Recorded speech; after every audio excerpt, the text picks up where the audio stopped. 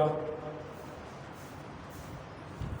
الصلاة والسلام على رسوله من لا نبي بعده أما بعد فقد قال الله تبارك وتعالى في القرآن المجيد والفرقان الحميد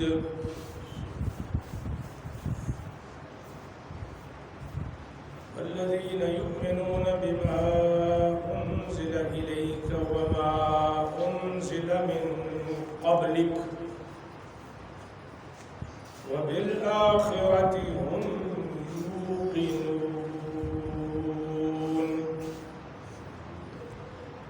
صدق الله العظيم وصدق رسوله النبي الكريم إن الله وملائكته يصلون على النبي يا أيها الذين آمنوا صلوا عليه وسلموا تسليما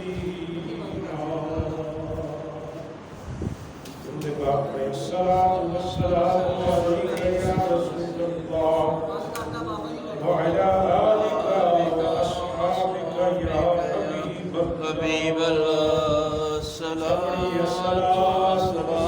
عليك يا سيدي يا رسول الله وعلى آلك وأصحابك يا حبيب الله. حمد و ثنا کے بعد نہایت واجب الاحترام بزرگوں دوستوں، عنوان موضوع کے طور پہ سورہ بقرہ شریف کی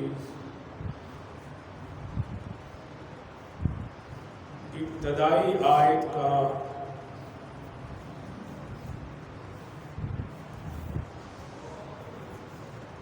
خلاصہ آپ کی سوالوں کی نظر کرنا ہے. اللہ تعالیٰ ہمارا بیان اپنی بارگاہ میں قبول فرمائے، ہمارے لیے ذریعہ نجات بنائے.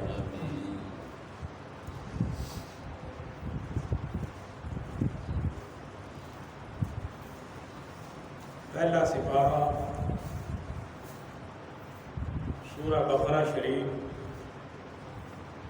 اللہ فرماتا ہے والذین یؤمنون بما انزل الیک وما انزل من قبلک. وہ لوگ جو ایمان لاتے ہیں، ایمان لائے اس پر جو سورہ پاک نبی پر نازل ہوا یعنی قرآن مقدس، اور اس پر جو حضور سے پہلے نازل ہوا یعنی تورات، زبور، انجیل. وَبِالْآخِرَةِ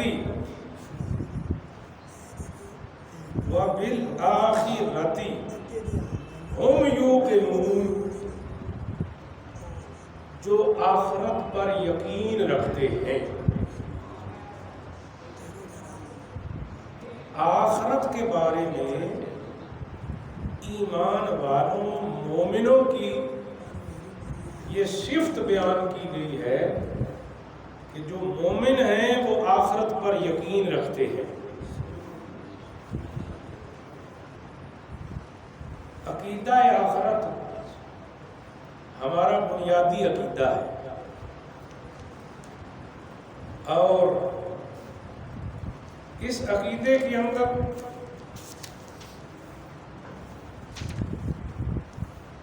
قرآن پاک کا جب ہم تذکرہ پڑھتے ہیں تو سب سے زیادہ زور جو قرآن میں دیا گیا ہے وہ عقیدہ آخرت کے متعلق ہے. بلکہ پوری سورت رب نے آخرت کے اوپر نازل فرمائی ہے.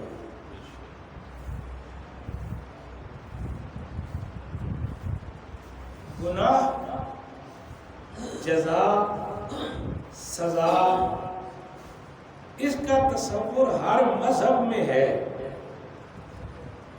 گناہ کا، اس کی سزا کا، جزا کا تصور کسی نہ کسی حوالے سے ہر مذہب میں ہے.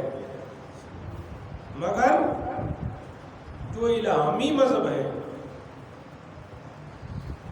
الہامی مذہب یہودی، نصرانی یعنی عیسائی اور مسلمان، یہ تین مذہب انہیں الہامی کہتے ہیں. ان کے اندر آخرت کا تصور ایک بنیادی عقیدہ ہے. یہودی بھی آخرت کو مانتے ہیں، ان کے اندر ایک تصور ہے. عیسائیوں کے اندر بھی آخرت کا تصور ہے، اور مسلمانوں کے اندر بھی آخرت کا تصور ہے. مگر آج کل جو یہودی ہیں، عیسائی ہیں، ان کے ہاں جو آخرت کا تصور ہے وہ من گھڑت ہے، وہ خود بنایا ہوا ہے. مثلا یہودی کہتے ہیں کہ ہم جہنم میں نہیں جائیں گے، اس لیے کہ ہم نبیوں کی اولاد ہیں. قرآن نے اس کا ذکر کیا ہے. اور اگر ہم جہنم میں گئے بھی تو 40 دن سے زیادہ ہم جہنم میں نہیں رہیں گے. لن تمسنا النار الا ایاما معدودہ، ہمیں آگ نہیں چھوئے گی لیکن گنتی کے دن 40 دن. جب ہمارے بڑوں نے گائے کے بچڑے کی پوجا کی تھی، وہ دن جو ہیں ان دنوں میں کوئی جہنم میں گیا تو 40 دن تک جائے گا. یہ یہودیوں کا من گھڑت عقیدہ ہے. عیسائیوں کا کیا ہے؟ عیسائی کہتے ہیں کہ ہمارے نبی حضرت عیسیٰ علیہ السلام کو بغیر کسی جرم کے قتل کیا گیا اور انہیں سولی پر چڑھایا گیا. حالانکہ یہ ان کا عقیدہ ہے، مسلمان کا عقیدہ نہیں. ہمارا عقیدہ یہ ہے، ہمارا رب قرآن میں فرماتا ہے وَمَا قَتَلُوهُ وَمَا صَلَبُوهُ وَلَكِنْ شُبِّهَ لَهُمْ. نہ عیسیٰ علیہ السلام کو قتل کیا گیا، نہ ان کو سولی چڑھایا گیا، وَلَكِنْ شُبِّهَ لَهُمْ، ایک شبہ میں ڈال کر اللہ نے ان کو اٹھا لیا. تو چونکہ عیسائیوں کا عقیدہ یہ ہے کہ انہیں سولی پہ چڑھایا گیا، ان کو پھانسی دی گئی اس لیے کہ وہ بے قصور تھے، ان کا کوئی قصور نہ تھا جس کی سزا دی گئی. تو قیامت تک جتنے بھی آنے والے عیسائی ہیں، عیسیٰ علیہ السلام کے سولی پہ چڑھنے کی وجہ سے ان کو جہنم میں نہیں ڈالا جائے گا. ہمارا نبی ہماری سزا بھگت چکا ہے. یہ عیسائیوں کا من گھڑت آخرت کا عقیدہ ہے. یہودیوں کا بھی من گھڑت کہ ہم نے 40 دن جانا ہے یا چند دن جانا ہے، اور عیسائیوں کا بھی من گھڑت. مسلمان جو بندہ مسلمان ہے اس کا عقیدہ یہ ہے، اسلام کا عقیدہ یہ ہے کہ بندہ جو کچھ کر رہا ہے وہ لکھا جا رہا ہے. جو کچھ کر رہا ہے وہ لکھا جا رہا ہے. آپ جو بولیں گے تو آپ کا بولنا بھی لکھا جا رہا ہے. سبحان اللہ. فرشتے الگ لکھ رہے ہیں، تیرے ہاتھ پاؤں الگ گواہ بن رہے ہیں، زمین الگ گواہ بن رہی ہے. رب کا علم الگ جانتا ہے. یہ 4 گواہ ہیں. ہر عمل کے کتنے گواہ ہیں؟ 4. بولیے بولیے. 4. یہ میرے رب کا قرآن ہے. ہر عمل کے 4 گواہ ہیں. پہلا گواہ رب، وہ ہر چیز جانتا ہے، اس کے علم میں ہے. دوسرا وہ جو فرشتے ہیں یہ بھی گواہی دیں گے. تیسرا فرشتوں کا رجسٹر، یہ بھی گواہ. چوتھا زمین کا جو حصہ جس پہ نیکی کی گئی ہو، جس پہ برائی کی گئی ہو، یومئذ تحدث اخبارہا، رب کا قرآن ہے. اللہ فرماتا ہے اس دن زمین بولے گی. یومئذ تحدث اخبارہا. پنجواں، کم از کم 4 نے پنجواں بھی ہے. یہ جو تیرے ہاتھ پاؤں ہیں یہ بھی گواہی دیں گے. اور اس کا ذکر سورہ یاسین میں ہے. ابھی اس انداز میں بھی سورہ یاسین پڑھا کرو، خیر و برکت کے لیے تو پڑھتے ہیں. سورہ یاسین شریف میرا رب فرماتا ہے الیوم نختم علی افواہہم. اس دن منہوں پہ لگ جائے گی مہر. الیوم نختم علی افواہہم، منہ پہ لگ جائے گی مہر. وَتُكَلِّمُنَا أَيْدِيهِمْ، اور ہاتھاں بولنا ہے، ہاتھ کلام کریں گے. وَتُكَلِّمُنَا أَيْدِيهِمْ، ہاتھ بولیں گے، ہاتھ کلام کریں گے. وَتَشْهَدُ أَرْجُلُهُمْ، اور پاؤں بھی گواہی دیں گے. تو ہاتھ پاؤں بھی گواہ ہے. ویسے اب تو مشکل کوئی نہیں ہے. اب تو یہ جو تیرے ٹچ موبائل ہے یہ کھلتا ہے تیرے ہاتھ کے اشارے سے. تو اس سے ایک تصدیق تو یہ بھی ہوتی ہے نا کہ تیرے ہاتھ کی انگلیوں میں اللہ تبارک تعالیٰ نے ایک جینیٹک سائنس رکھی ہے. وہ جو تو کر رہا ہے وہ سب کچھ نوٹ ہو رہا ہے. تو سب سے پہلے اللہ گواہ، اللہ کا علم گواہ. نمبر 2 فرشتے، رجسٹر. نمبر 3 جس زمین پہ تو رہتا ہے. نمبر 4 تیرے ہاتھ اور پاؤں. تو یہ ایک چیز ہے جو بندہ مسلمان کو،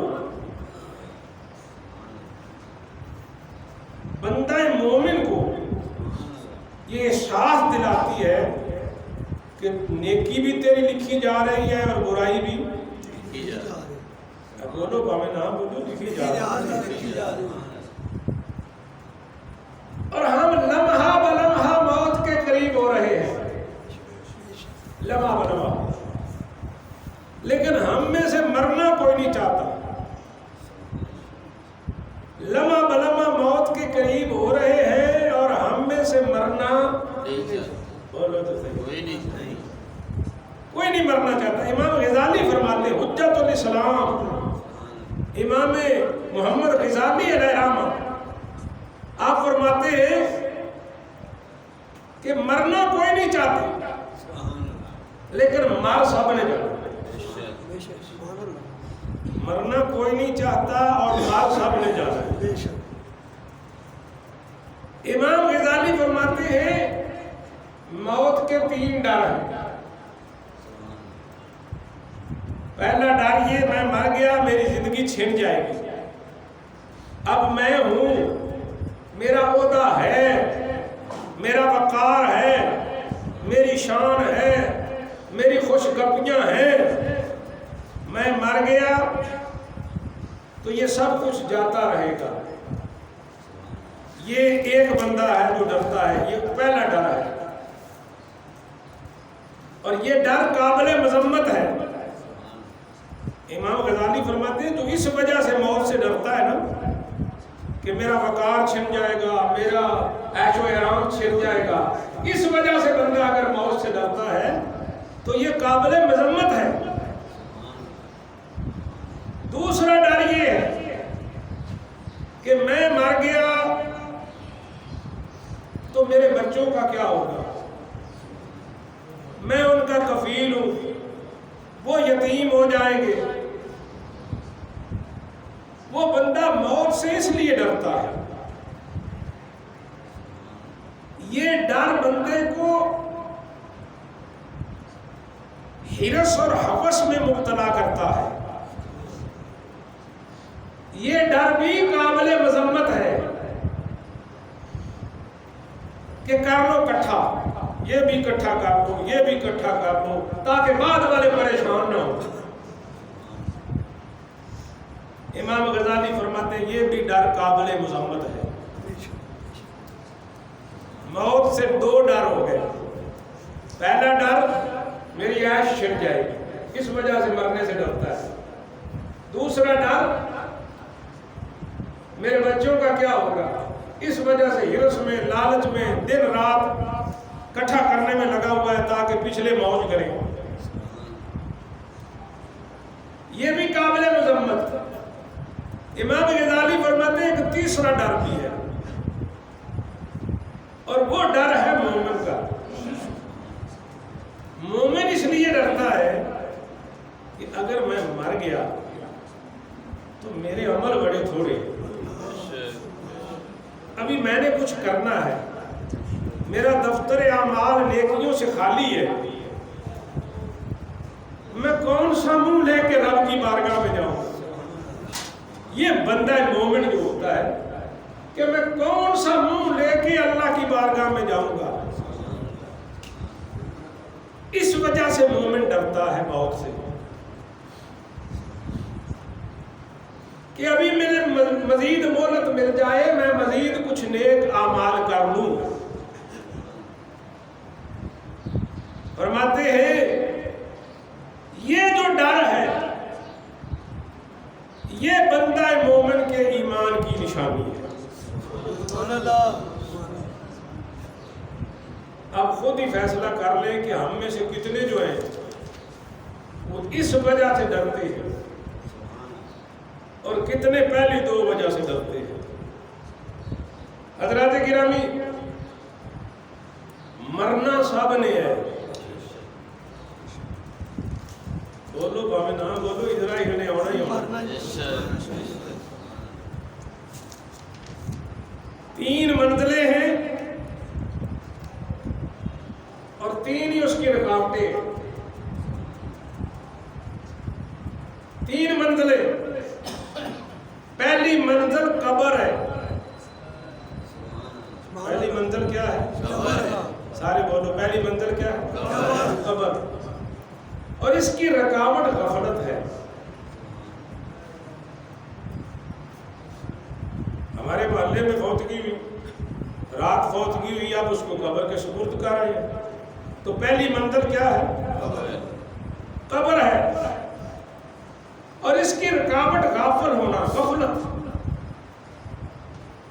اس کی ایک بڑی سادہ سی مثال ہمارے بزرگوں نے دی ہے کہ بندہ جا رہا ہے حج کرنا، لاہور پہ ایئرپورٹ پہ گیا، فلائٹ تھوڑی سی لیٹ تھی۔ اب وہ ایئرپورٹ کے جب اندر جاتے ہیں تو وہاں پہ وہ اندر شاپس بنی ہوئی ہیں، وہاں پہ خریداری آپ کر سکتے ہیں۔ لاہور یا ہمارے ملک میں تو چھوٹی چھوٹی ہیں نا، بیرون ملکوں میں جدہ شریف چلے جائیں یا مدینہ منورہ تو بہت بڑی بڑی شاپس ہیں، ڈیوٹی فری شاپس ہیں۔ اب بندے کی فلائٹ کا وقت مقرر ہے، کوئی گھنٹہ ایک لیٹ ہو گئی تو وہ اندر شاپ میں چلا گیا، چلو میں تھوڑی سی خریداری کر لوں۔ اب وہ خریداری کرتا ہے، یہ دیکھ یہ دیکھ یہ دیکھ، اس دوران وہ بھول گیا کہ میں نے فلائٹ میں بھی بیٹھنا ہے۔ اب جب اس کو ہوش آیا تو فلائٹ جا چکی تھی۔ تو بندے کو عقل والا کہیں گے یا بیوقوف؟ خریداری تیری ضرورت تھی، لیکن منزل تیری وہ فلیٹ تھی، وہ تیری آگے منزل ہے۔ تو حضرات گرامی، ہماری زندگی، اس میں جاب ہماری ضرورت ہے، اس میں گھر ہماری ضرورت ہے، اولاد ضرورت ہے، مگر یہ مقصد نہیں ہے۔ یہ ضرورت تو ہے، مقصد۔ اب اگر بندہ ان ضرورتوں کے پیچھے لگ کے اپنا مقصد بھول جائے تو فرشتہ آئے گا، آخری فلائٹ لے کے چلا جائے گا، تو پھر اس کو غافل کہیں گے کہ اس کو قبر یاد نہیں ہے۔ شریعت نے کہا جو بندہ موت کو یاد کرتا ہے وہی عقل مند ہے۔ تسی جمعے واسطے آئے سیدھے سبحان اللہ۔ بعض بیان ایسے ہوتے ہیں، ان میں سے ہو سکتا ہے کسی نہ کسی کے دل پہ کوئی اثر ہو جائے، کسی نہ کسی کے دل پہ چوٹ لگے اور وہ اپنی اصلاح کر دے۔ سونے پاک نبی صلی اللہ علیہ وسلم کے پیارے دیوانوں، کچھ صحابہ سرکار کی بارگاہ میں حاضر ہوئے۔ سبحان اللہ۔ حضور کے دربار میں صحابہ آئے، سبحان اللہ۔ وہ آئے صحابہ جن کے ایمان کی گواہی اللہ دیتا ہے۔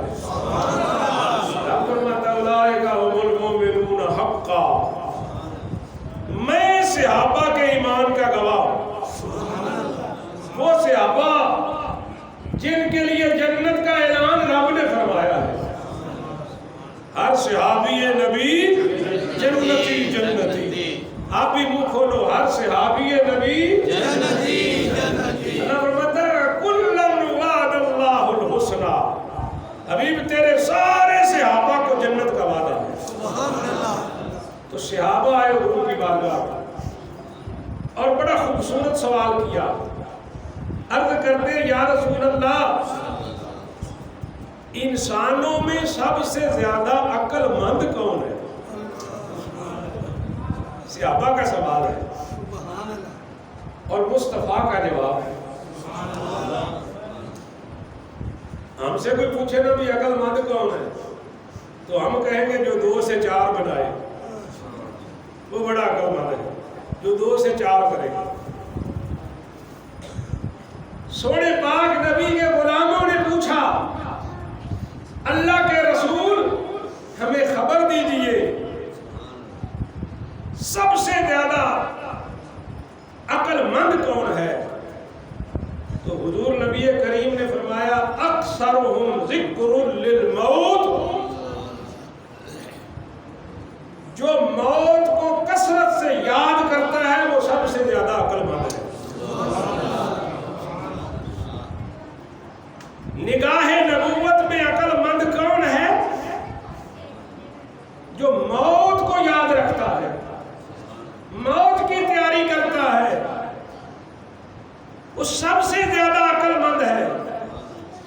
جو موت کو یاد نہ کرے، موت کی تیاری نہ کرے تو ظاہر ہے پھر وہ بیوقوف۔ بھئی اگر تیاری والا عقل مند ہے تو یاد نہ کرنے والا؟ سونے پاک نبی صلی اللہ علیہ وسلم نے فرمایا الدنیا دارو من لا دار لہو ومالو من لا مال لہو ولہا یجمع من لا عقل لہو۔ حضور کی حدیث سن کے بھی سبحان اللہ۔ یہ وہ جملے ہیں جو رسول پاک کے لبوں سے جھلکے ہیں۔ سرکار فرماتے ہیں الدنیا دارو من لا دار لہو۔ حضور فرماتے ہیں دنیا گھر ہے مگر یہ گھر نہیں ہے۔ لوگوں نے اسے گھر سمجھا ہے، یہ گھر من لا دار لہو، یہ گھر نہیں ہے۔ ومالو من لا مال لہو، جس مال کو تو جمع کر رہا وہ تیرا نہیں ہے. وَلَهَا يَجْمَعُ مَنْ لَا عَقْلَ لَهُ، جو ان کو جمع کرنے لگا ہوا ہے، حضور فرماتے ہیں اس میں رتی بھر بھی عقل نہیں ہے، اس میں رتی بھر بھی عقل نہیں ہے. عقل والا کون ہے؟ جو موت کو یاد کرتا ہے.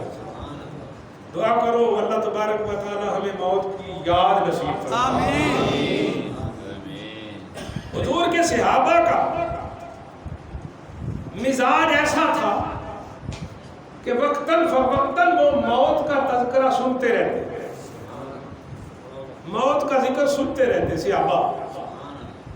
فاروق اعظم جب خلیفہ مقرر ہوئے نا تو ایک شخص کے ذمہ کام لگایا، بھئی تجھے میں ملازمت پہ رکھتا ہوں، تو مناسب موقع پر مجھے موت کا تذکرہ چھیڑ کے سناتے رہنا. فاروق اعظم خلیفہ بنے، بندہ ملازم رکھ لیا کہ تو مجھے موت کی یاد سے غافل نہ ہونے دینا، مناسب وقت پر مجھے موت کا ذکر سناتے رہنا. ایک دن آپ نے اس شخص کو بلایا اور بلا کے فرمایا بھئی اب تو کوئی اور کام ڈھونڈ لے، اب تیری ضرورت نہیں رہی، اب تو کوئی اور کام ڈھونڈ لے، تیری ضرورت نہیں رہی.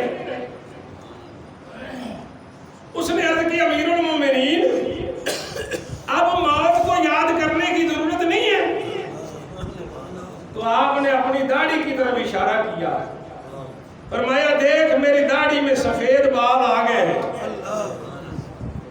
یہ مجھے موت کی یاد کے لیے کافی ہے، یہ مجھے موت کی یاد کے لیے کافی ہے. تو موت کو یاد کرنا یہ عقل مند ہونے کی علامت ہے، اور موت کو بھول جانا. ایک بابا جی جمعے والے دن عصر کی نماز مسجد میں ہو چکی، وہ باہر بیٹھے تھے دکان پہ. میں نے کہا بابا جی اندر جماعت ہو رہی ہے، 70-75 سال آپ کی عمر ہو گئی، آپ نے نماز نہیں پڑھی. کہنے لگے میاں صاحب دعا کرو، گھٹنے کا درد ہے، ٹھیک ہو جائے میں پھر نماز شروع کروں. 75 سال کی عمر بھی ابھی اس انتظار میں ہے کہ درد ٹھیک ہوگا تو نماز پڑھوں گا.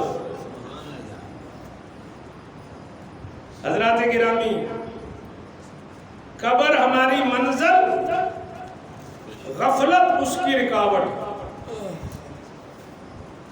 دوسری منزل آخرت ہماری منزل، یہ دنیا اس کی رکاوٹ.